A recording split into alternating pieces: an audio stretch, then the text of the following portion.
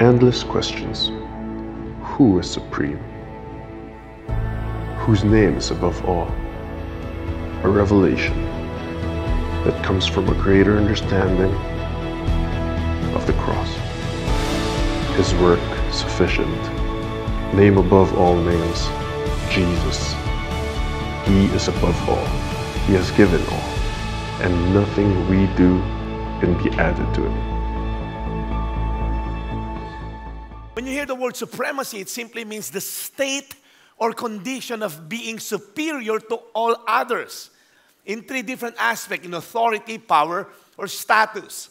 And I guess that's what we're talking about since last week. When we look at the book of Colossians, that's the main theme of Colossians, the supremacy of Jesus Christ. Siya po ay walang katumbas. Si Apostle Paul po naka-receive ng balita from this guy named Epaphras, isa sa mga disciple niya. At sinasabi niya, Apostle Paul, medyo may konting issue doon sa church natin sa Colossae because there are a lot of people proliferating this idea na si Jesus hindi pa complete. Si Jesus is never supreme. Si Jesus kailangan pa ng backer. Kailangan ni Jesus ng backup. And now, what we're telling you, as what Paul told those Colossian church, Jesus is complete. Jesus is our all and nothing deal. Christ above all, may memorize natin to last week, gagawin din natin ngayon. Christ above all, nothing more, nothing less. Ulitin natin ulit. 1, 2, 3. Christ, nothing more, nothing less. One more time. Nothing more, nothing less. For the last time. Yes, si Christ lang po ang kailangan natin, and we cannot add anything, we cannot deduct. So, ang mahalaga po sa series na to is it will result in us a greater understanding, a growing knowledge of who Jesus really is, and hopefully mag-reflect po sa lifestyle natin. Some people, they know the Bible from cover to cover. They know the very verse sa dinidil nila, but yet, hindi mo makita sa buhay nila. And as we've said last week, your view of Jesus Christ impacts the way you live your life. If you have a distorted view of Christ, you're gonna have a distorted view ng buhay mo or lifestyle. If you have an incomplete picture of who Christ really is, you're gonna live a life trying to augment or to supplement po yung kakulangan na yon. And as we've said, a distorted view can bring, really, it's catastrophic, it's disastrous. And last week, binigyan ko po kayo ng picture for the next 6 weeks pa na natitira, including this week, yung Paul's prayer po to the Colossian church. Yan yung pinag-usapan natin last week. Just a review for those of you na hindi naka-join sa atin last week. We've talked about the prayer of Paul to the people of Colossae. He prayed for fullness. He mentioned like a fullness means like a ship that's ready for a voyage. Okay? Na nandun na lahat ng mga equipment at food at supply na kailangan niya. And Christianity should be like that. That it's like we are in a journey called life, and only through Jesus will be equipped para po makalaban natin yung mga unos, yung bagyo sa journey ng buhay na to. We talk about being fruitful as well. That's one of the prayers of Paul to the Colossian church, that they're gonna be fruitful. Yung fruit of the Spirit magmamanifest sa atin. Some of you here, mas matagal ka pa sa akin dito uma-attend ng church sa Victory. And somehow, yung fruit hindi maging evident. In fact, kaya hindi mo ma-invite yung office mate mo rito sa church, it's because sabi ng office mate mo, kung magiging kaugali lang kita, wag na akong mag-iba ng religion, pare. Lahat na lang inutangan mo rito. Uy, imbitahin kita sa Victory, yung church namin. Lunch tayo, treat mo ko ha. Wow. Na-invite mo na sana yung in-laws mo, yung kamag-anak mo, but because hindi nag-reflect sa lifestyle mo what you're preaching, then we have a problem. Parang hindi mag-connect. You've been talking about the love of Christ, pero you're full of unforgiveness towards your siblings. Parang hindi ma-connect, right? Ini-invite mo kami sa church mo, and yet ikaw, hindi maayos yung buhay mo. So fruitfulness is one of the indication that you're really full of Christ. And last week we talked about also the third part, faithfulness. We talked about faithfulness means remaining under. Now you're gonna remain faithful. You're gonna remain faithful to the calling because naka-attach ka sa malaking trunk kay Jesus Christ Himself. That's why you can be faithful. You can remain persevering in all occasion. So as what we've said, ito pong Colossians series talks about the supremacy of Jesus Christ. Walang puwang para magkaroon ng space, yung mga heresy.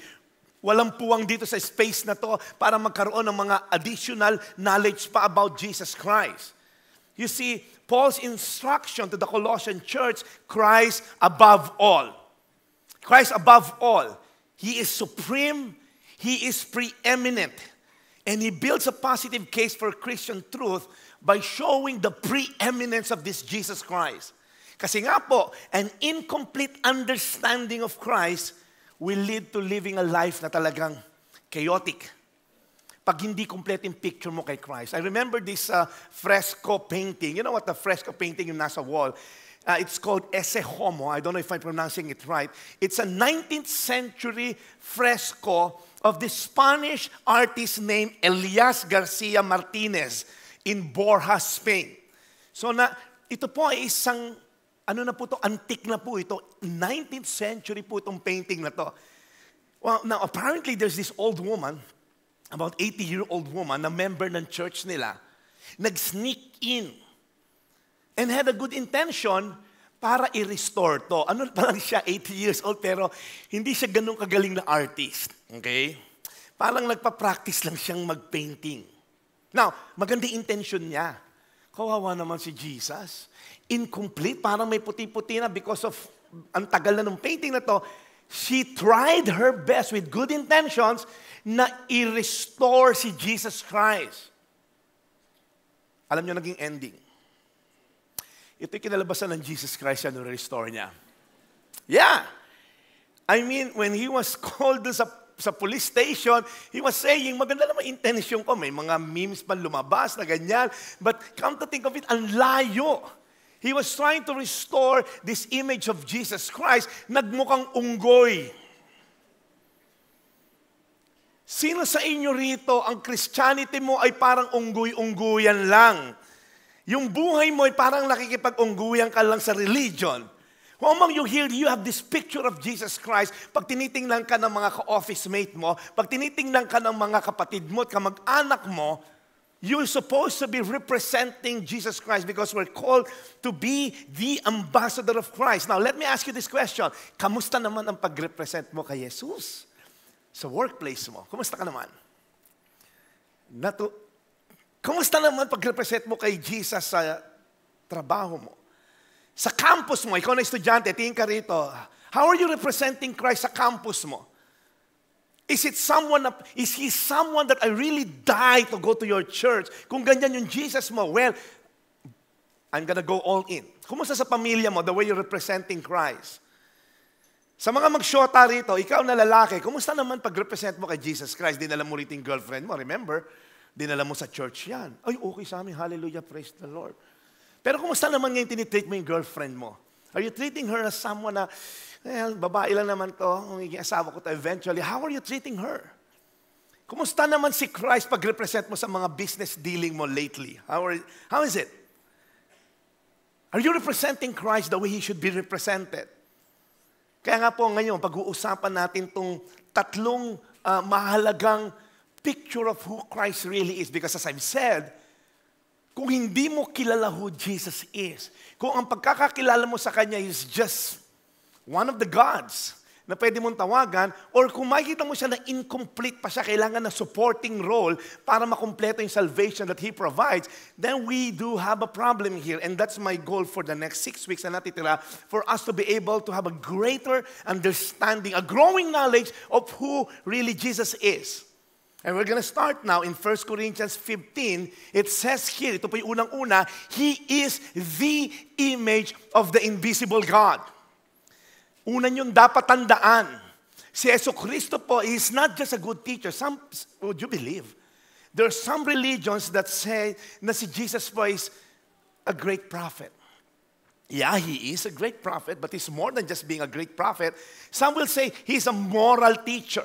Napakabait na teacher niyan, 2,000 years ago. A kind neighbor, maybe. You see, si Jesus po, yes, He's all that.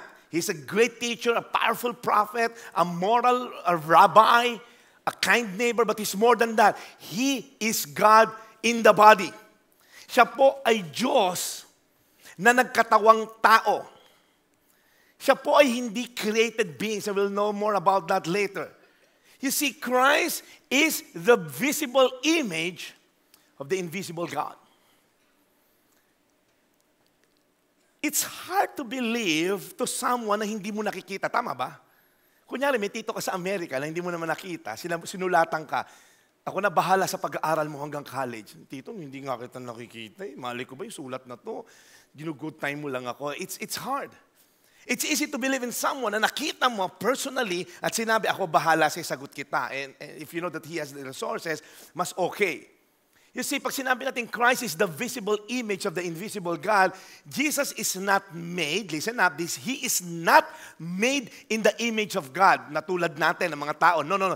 He is the expressed image of God.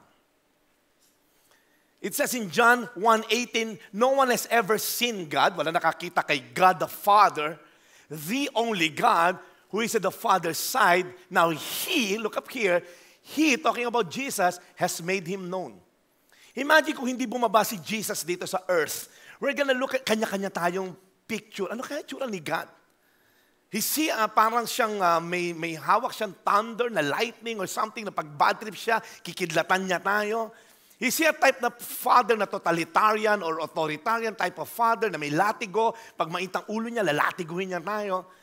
If Jesus did not come here on earth 2,000 years ago, wala tayong physical parang history. That there was once a God na nagkatawang tao 2,000 years ago so that He can make His Father known to us.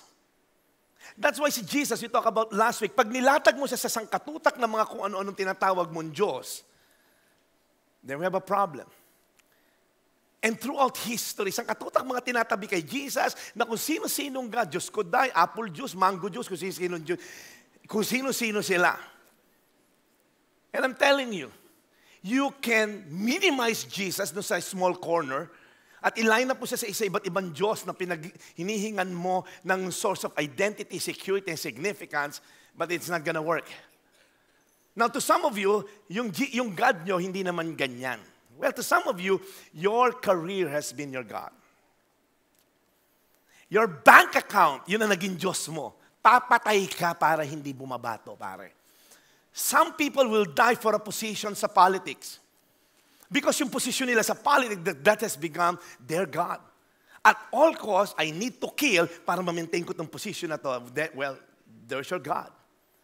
Some people, ang kanilang God is their career. Are you aware that ang daming managerial and director level women in America will have sex with their bosses para ma-promote? I don't know kung nangyayari dito, maybe. But just to be promoted sa trabaho, they're gonna give their body. That's idolatry to the core. Because you're drawing your sense of worth and value from your career progression sa corporate ladder. Kaya nga po, it's easy to say na si Jesus, Diyos natin. Hallelujah, praise the Lord. Jesus, my Savior. Pero paglabas mo rito, Savior mo pa rin ba siya? Sino rito nangangatog ang tuhod mo pag bumababa bank account mo? Hello? That's your God. Sino sa inyo rito, you have a lot of things na pinangahawakan. That Rolex, that iPhone, that car, that house. At feeling mo pag nawala yon, you'll die. That's idolatry. Anything you cannot live without is your God. Sino sa inyo rito, yung pag hindi ka pwedeng umalis ng bahay na may iwanan mo yung cellphone mo, mamamatay ka. Nasubukan mo na ba yun? Nakasakay ka na ng Uber, tapos yung phone mo na iwanan mo. Yung tipong may iwanan mo yung misis mo na hindi mo namalayan, pero hindi pwedeng maiwanan yung phone na yung namamalayan. Parang may asawa ako kanina. Lalo na pag midnight sale sa Mega Mall, ako, yan yung mga gusto mong maiwanan, di ba? Honey, saan ka? Mega Mall na nasan ka? Nandito pa rin ako sa bahay. Ay, nakalis na ako. Pero makaiwan ka ng phone, sino yung mamamatay kapag wala kang phone? Nakakatawa, no? Kasi nung araw na bubuhay ang tao, wala namang cellphone. Pero ngayon parang kalahati ng buhay mo na iwanan sa bahay.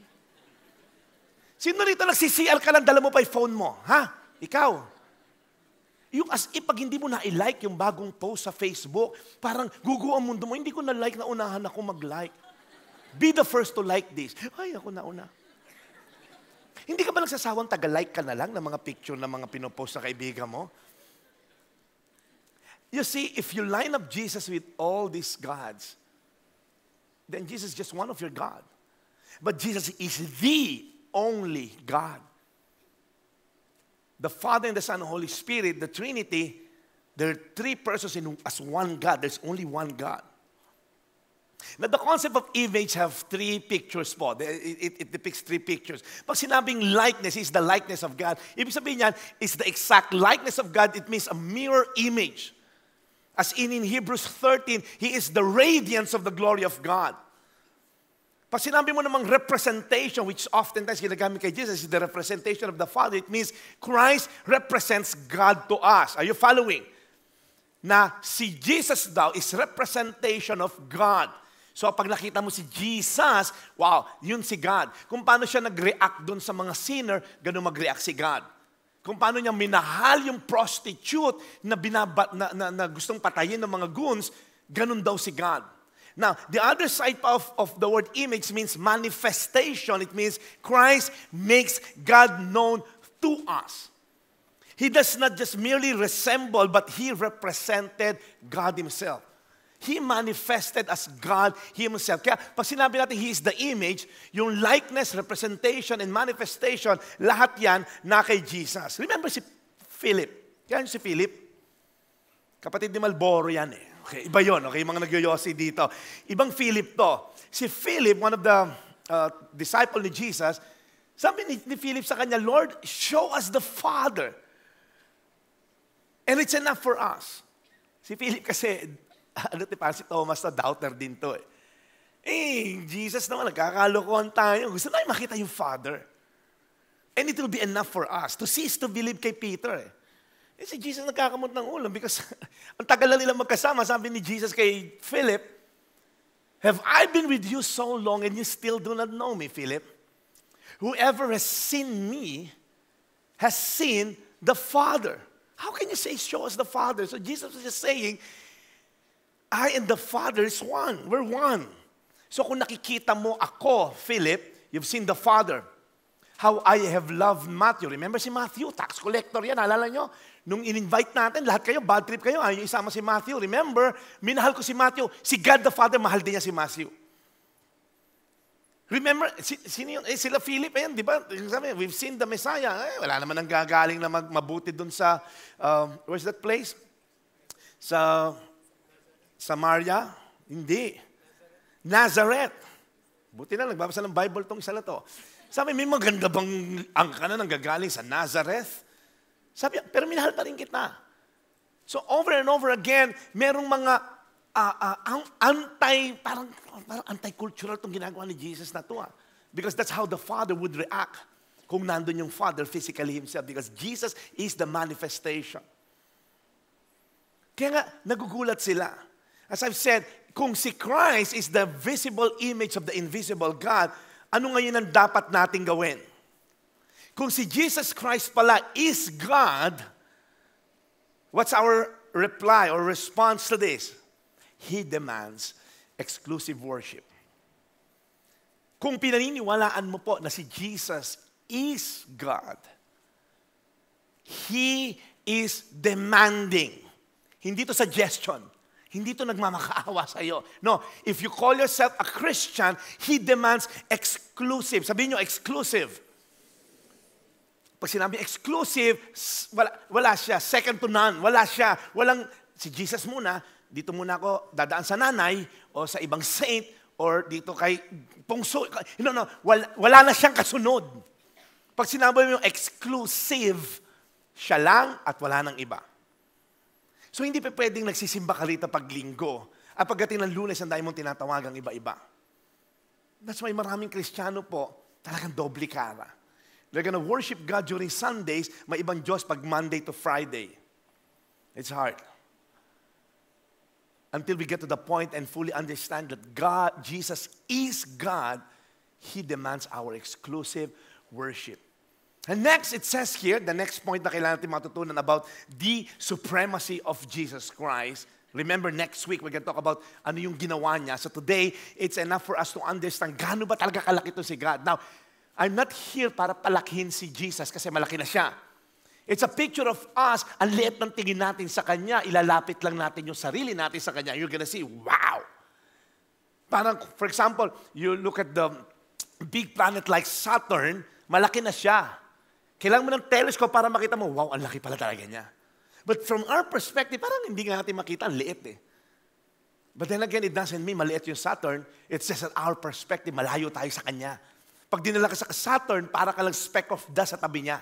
And it's the same perspective with Jesus Christ. All of us, most of us, ang liit ng tingin natin sa Diyos natin. That's why when troubles come, paano kung tatawagan itong Jesus na to? So it says here, He's the firstborn of all creation.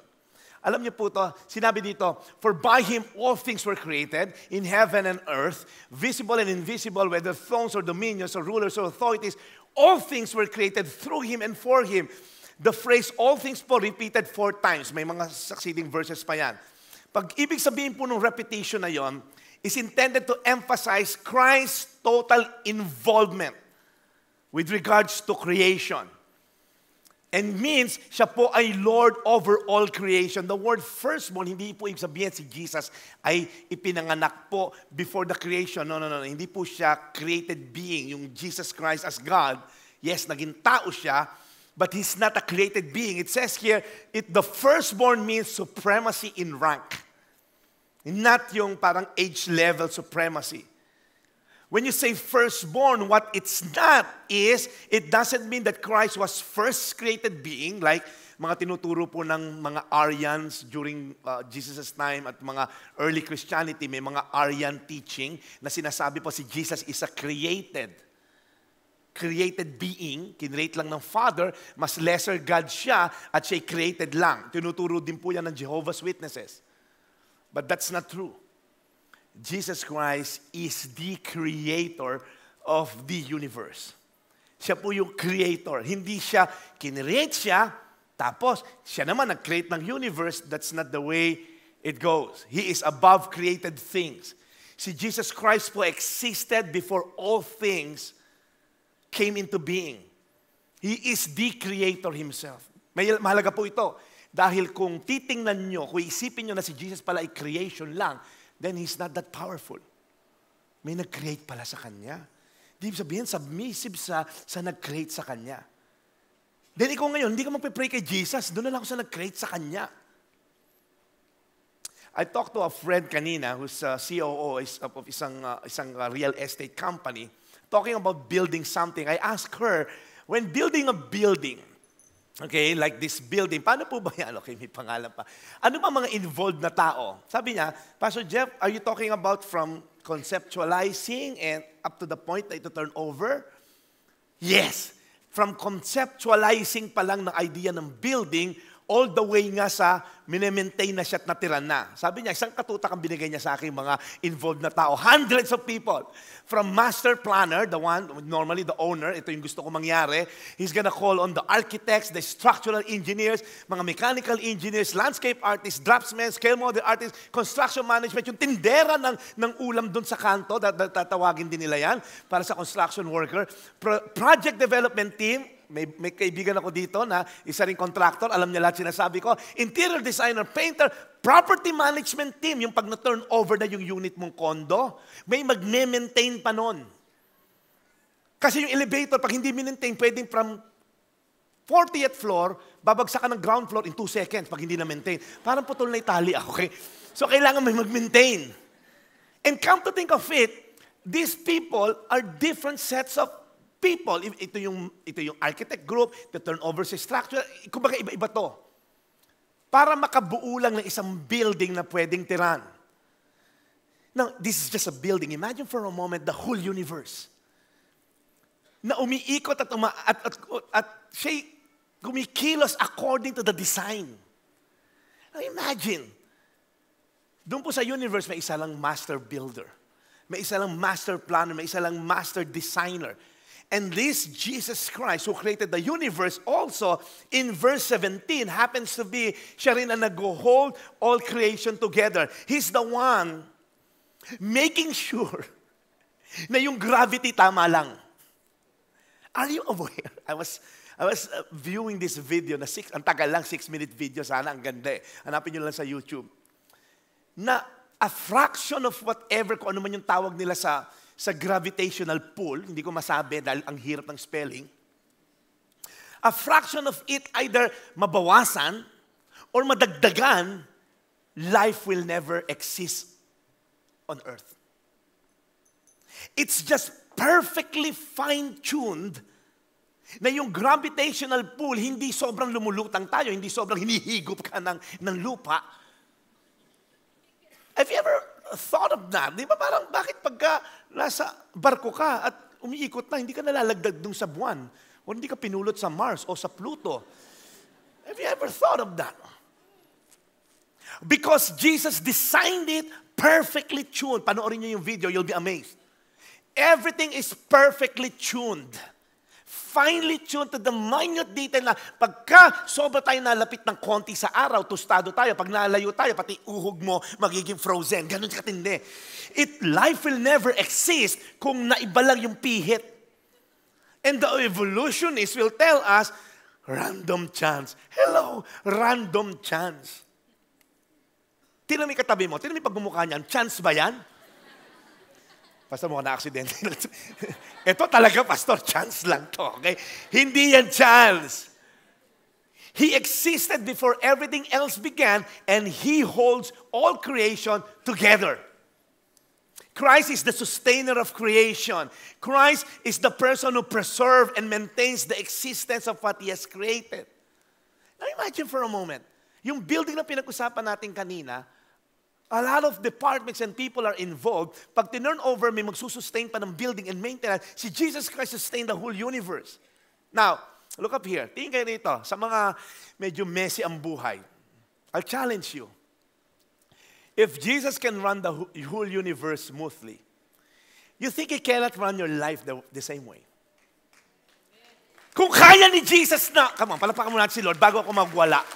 Kung kaya ni Jesus, kung kaya niyang i-maintain yung tamang init, tamang sunset, tamang sunrise, kung kaya niyang i-maintain ang whole universe para tumakbo siya the way it was intended to run, you think hindi niya kayang patakbuhin yung marriage mo?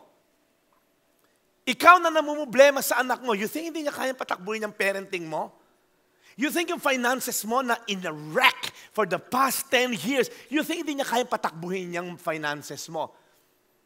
Ang problema, pag inisip mo, hindi to kaya ni Jesus. Kaya to ng financial advisor ko, kaya to ng ininvest ko sa Sunlight, kaya to na ininvest ko sa BDO because they find ways. Pero si Jesus, baka mahirapan to find ways.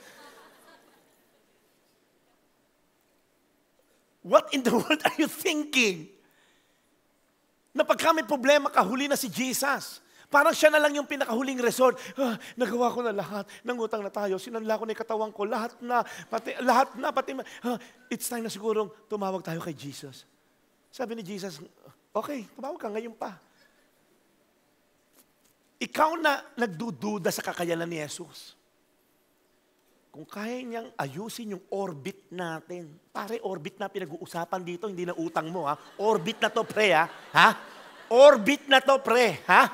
Yung tamang ikot lang niya, ha? Tingin ka rito. Ikaw na nagdududa kay Jesus. Huy! Ikaw, kung kaya niya yung orbit ng mundo ayusin at ng Pluto at ng Mars na hindi nagtatama, kaya niyang ayusin ang buhay mo. Kaya niyang ilagay sa tamang orbit yan. Now, if we truly believe that He is that powerful, if we truly believe that He is that all-sustaining, meron siya all-sustaining power, here's my challenge for you. We can now put or place our absolute trust in Him. Yung, pare, wala ka. Hayaan mo si Jesus mo problema. I was counseling this woman. Sabi ko, alam mo, ang bigat ng problema mo kasi binibit-bit mo lahat eh. So makabilang bahay asawa mo. Okay? Pagdasal mo kay Lord. Ano pa so? Namamatay? Hindi muna. Huwag muna mamatay. Mabago muna. Okay? Huwag mo nang pagdasal mamatay. Pagdasal mo mabago. Eh, ang ginagawa niya lahat. Chine-check niya yung stress na stress siya. Saan nagpunta, saan nagano, hire na kung ano-ano, aalamin lahat ng mga ano, pagka may gagawin, may ka-text, aalamin. So, sabi, ang bigat niyan. Kasi ikaw nagbibitbit lahat ng problema, tapos asawa mo nagpapakasarap lang. Simulan mo paggabi, ilay hands mo yung ulo. Yung tulog, Ano, pastor, may ammonia? Hindi. Lagyan ko unan, pastor, wag! Wow, mamatay yan, Chong. Wag mong patayin, okay? Pray mo lang. Lord, baguhin mo tong lalaki na to, Lord. Lord, bibigyan kita 2 option. Baguhin mo o kunin mo, Lord. Okay. Wag ka na. Baguhin lang, okay? Baguhin mo, Lord. Magugulat ka kung paano kikilo si Lord sa'yo. Kasi tinatras mo siya. Ang problema kasi, si Lord, last resort mo. Kasi feeling mo, hindi, ikaw ang magbabago sa mister mo. Niluto ko na lahat ng masarap na ulam para umuwi lang siya. Hindi uuwi sa ulam yun. Uuwi yun sa dasal mo. Pagdasal mo, honey, ingat ka. Gusto ko lang malaman mo, pinagdadasal kita. Text mo yung mister mo ng gano'n pagdating sa office. Iba sa inyo. Nakating ka na ba sa impyernong opisina mo? Paano magbabago yun? Di ba? Tapos born again ka pa, kunyari, Tapos sumagot sa'yo, who you? Yun ang problema mo pag sinagot kang who you. Pagdasal mo, Lord, sakit ng ulo talaga ng asawa ko. Sa'yo na lang to, Lord, yung stress na to. Ako, magdi-disciple sa office, magpe-pray ako, paggabi, pagdadasal ko yan, mamahalin ko lang siya, re-respeto ko lang siya. Kung babaguhin mo siya, okay lang, Lord. Pero kung hindi, Lord, sa'yo ako nakatrust. Babaguhin mo yan. Yan ang desire ng heart ko. Kaya hindi stressful ang mga born again. Si Lord ang problema niyan. Lord, kaya mong ayusin ang orbit ng Pluto. Planeta pa ba yung Pluto? Dati aso yun eh. Hindi na yata planet ang Pluto, no? Hindi na, no? Sorry. Kaya mo, hindi na yata planet ang Pluto. Shucks. Okay, I thought it's a planet. So naging aso yun, okay? Kung kaya mo ayusin tong Mars sa kanyang orbit, kakayanin mo tong asawa ko. So third thing, okay? So number 1, Jesus Christ is God. Yan ang una nating isaksak sa utak natin. Pangalawa, Jesus Christ is the creator of the universe. Okay? Pag yan pa naman, hindi mo pa siya tinawagan, ewan ko na lang kung sino tatawagan mo. Dito malaking backer natin, kinrate niya lahat, okay? And number 3, ito kailangang malaman about Jesus, He is also the head of the church. Pag sinabi natin head, okay, siya yung pinakapuno, siya yung the one in control. And it says here in verse 18, this is the last point that we have, He is the head of the body and the church. Pag sinabi mong head of the body, it means authority, the supremacy, the director, the control. As the ruler of the church, tayo po ay church. Ang church po is never this building. Hello. Nung sinabi ni Jesus na, I'm gonna build my church, He's not talking about a building, no. He's talking about people. The word ecclesia, the called out ones, it's a group of people. Tayo po yon. Kaya pag sinabi niya to the church in Colossae, it's not a church building because they're persecuted. Wala silang parang simbahan. Sinusunog sila ng buhay that time. So the church are the gathered people. So pag sinabing He is the head of the church, hindi lang Victory Church. No, He's also the church. And CCF Church, JIL Church, we are just one part of the body. And Jesus should be the head. Not the mother, not the saints, or kundi kung sino pa mang founder, na kung sino-sinong founder, yun ang head ng church. No, it's only Jesus who's the head of the church. That's why we didn't call this movement Steve Merle Ministry. We didn't call this, sana perfect, sana Joey Bonifacio Church o Joey Bonifacio Ministry sa Fort Bonifacio. Ang yaman ng dating. May sariling lugar, di ba? But we didn't call those names because our very own founder knew, apart from Jesus being the head of this church, this is gonna be a headless chicken. Pagka iba nilagay mo diyang head, na si Jesus dapat at ginawa mong iba, this is not gonna fly. Kaya ang problemahin mo lang, makinig ka sa akin, you who are the church in your offices, ang trabaho mo lang is to share the gospel. Huwag mo intindihin kung lalaki itong small group na to, liliit ba to? No. Sabi ni Jesus, I will build my church. Stressful yan kung ikaw mag-iintindi paano lalaki yung church mo because you're never gonna grow a church. It's Jesus who built this church. We're called to make disciples. Jesus will build this church. Kaya ang dami pong maliliit na church at mga malalaki rin church, stressful ang mga pastor. Because they're thinking, paano palakihin? Paano i-maintain? Ang trabaho lang natin, the only mandate given to us as Christian, go and make disciple. Not to build a church. We're called to make disciple. And Jesus will advance, will build His church because He is the head of the church. And look up here, and He is the head of the body, the church, and also He is the beginning, the firstborn from the dead. That in everything, ito na yung word, He might be preeminent. He might be supreme. The word firstborn from the dead, hindi ibig sabihin pinanganak siya. No, Christ is the first to rise from the dead. Firstborn means it indicates that He rose and will never die again. Ibig po sabihin, He conquered death once and for all for you and me. Kaya lang na birth ang church is when He died on that cross 2,000 years ago. Yung mga iniwan niya ng mensahe niya, ng gospel, tayo po yung naging church. And a handful of them 2,000 years ago, about 100 plus in the upper room. Fast forward now, about 3 billion Christians nowadays. What happened? What happened in between? Yung early Christian, wala nga Bible that time eh. Wala pong Bible noon. Sila yung Bible eh. So back then, they only have one message. There's this carpenter who happened to be the Messiah who died and rose again. That's their only message. Pagpunta nila sa tindahan, alam mo ba, yung dati namin kasama, si Jesus Christ, yung karpintero, yung pinako sa krus, nabuhay siya muli, siya yung Messiah. Yun lang ang message nila. And the church grew from there. And here we are, we have all the technology, we have all the Bible, the apps, kompleto ka, may apps, ang katutak ang apps mo, may daily bread ka. Ang problema, hindi mo sineshare. I know people na, mga nandito ngayon sa audience, walang ginawa to kundi mag-share ng goodness ni God sa offices nila. Because they knew very well, apart from me doing my role to share the gospel as a church, the mandate of making disciple, kung hindi ko to gawin, who will? Who will do it? Alam mo, gamitin ni God yung mga sinners. Hindi pa paniwalaan yon. God uses you and me because He is the head of the church. And as I end, it means it calls for total surrender. It calls for worship. We're going to call the worship team in a while. We're going to sing that song again na kinanta natin kanina. You see, if you believe that Jesus Christ is the head of the church, it calls for our absolute and total surrender. You see what surrender means?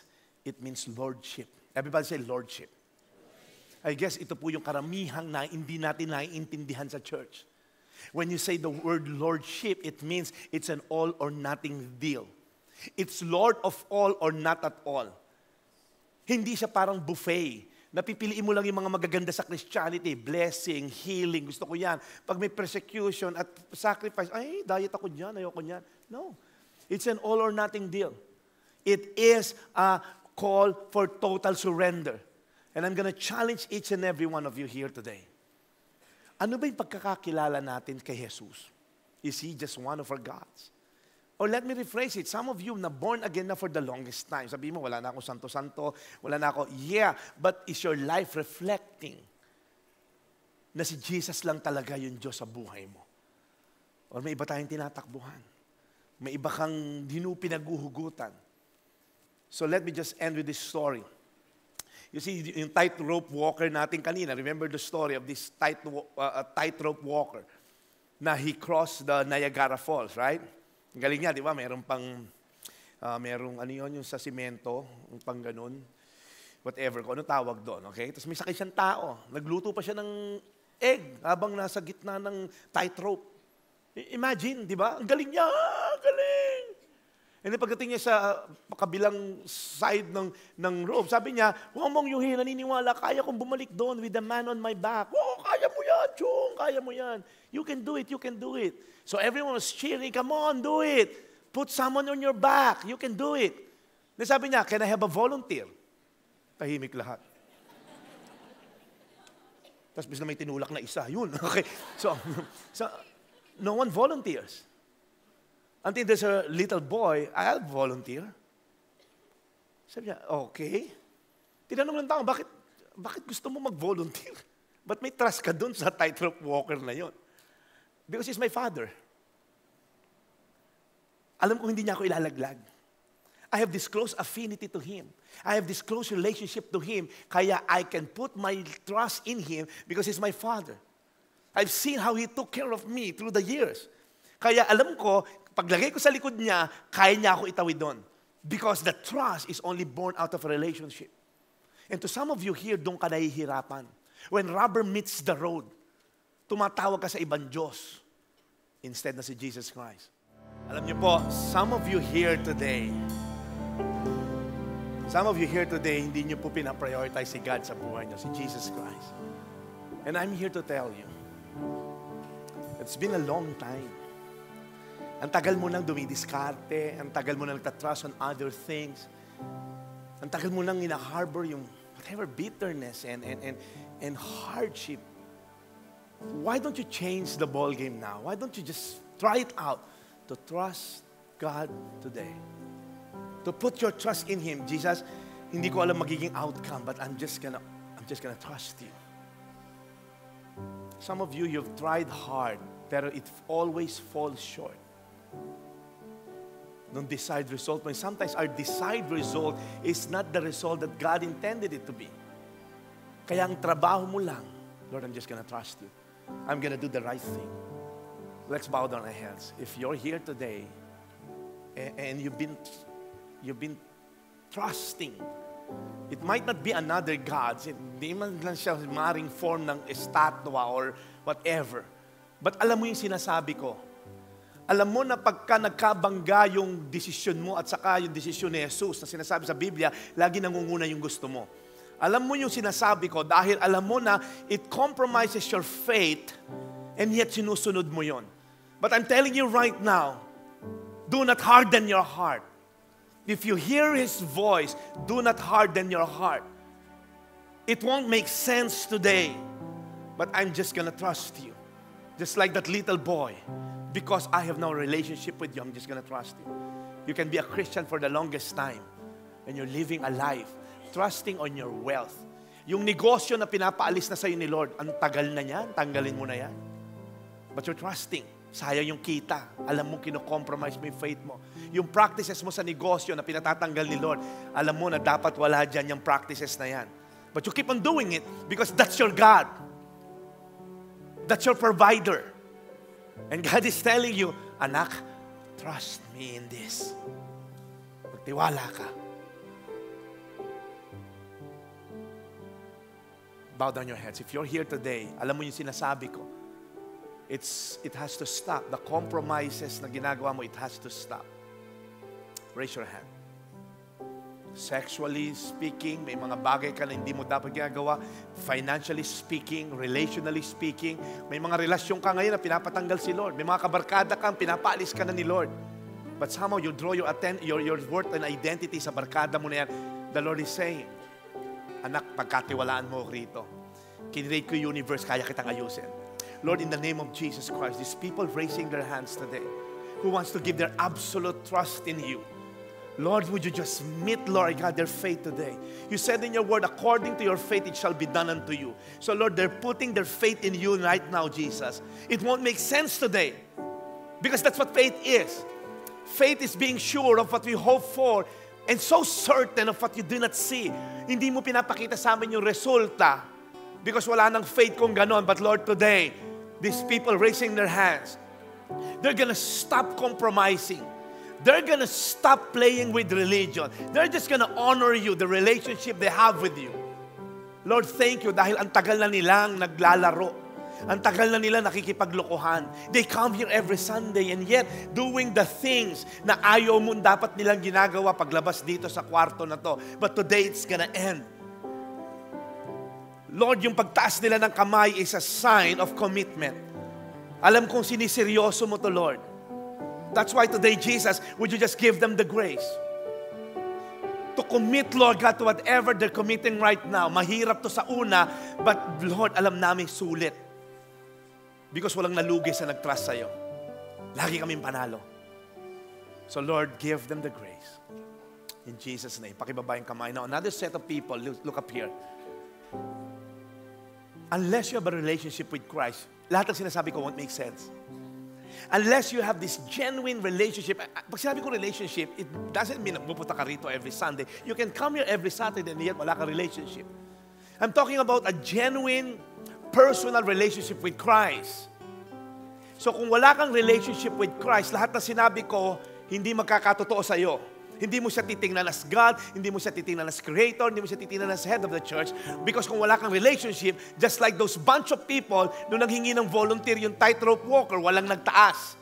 Only a relationship with Christ will everything of this make sense. That's why today, kung wala kang relationship kay Jesus Christ, this is a very, very rare invitation to you. Whether you're a first-timer or a second-timer or 10 years ka na rito, it's time to give your life to Christ. And watch Him move. Watch Him direct your life. Watch Him do what He do best. Transform you and change you for His glory. Watch Him play. Kung gusto mo ng relationship kay Christ, it all starts by accepting Him as a Lord and Savior. And this is going to be an invitation to you today. Huwag mo sayangin to, pare. You know why? Because it entails eternity. This is the greatest decision of your life, to receive Him as your Lord and Savior. If that's you, you want to have a relationship with Him, raise your hand. Come on. Yes, come on. Nag-i-enjoy yung langit, mare. Tuwan-tuwa yung langit sa ginawa mo. The angels of rejoicing. Come on, meron pa ba dyan? Huwag na nating patagalin to. Sa balcony, meron bang gusto tumanggap kay Panginoong Jesus? Meron ba? Hindi ko nakita sa likod? Yes, sir! Naku po, ang swerte, huwag swerte, malas yun. Ang bless mo, mabul ka pa. Sino pa po? For the last time, you want to have a relationship with Him. Come on, raise your hand. Yes! Alright, come on! Keep it raised. Meron lang akong short prayer. Ako natutuwa bilang pastor nyo. Because this decision is the greatest decision of your life. Come on, keep it raised. Sabihin mo, Panginoong Jesus, tinatanggap kita bilang Diyos at tagapagligtas ko. Alam kong ako'y makasalanan and I cannot save myself. Sinubukan ko, but laging kulang. Kaya Panginoong Jesus, starting tonight, I repent of all my sins. At tinatanggap kita bilang aking Savior. Starting tonight, teach me your ways. Teach me how to love you. Teach me how to know you more. So that I can enjoy my life throughout eternity. So Lord Jesus, I accept you as my Lord and Savior. This I pray. In Jesus' name. Amen. Amen. Amen. Come on. Let's give God praise.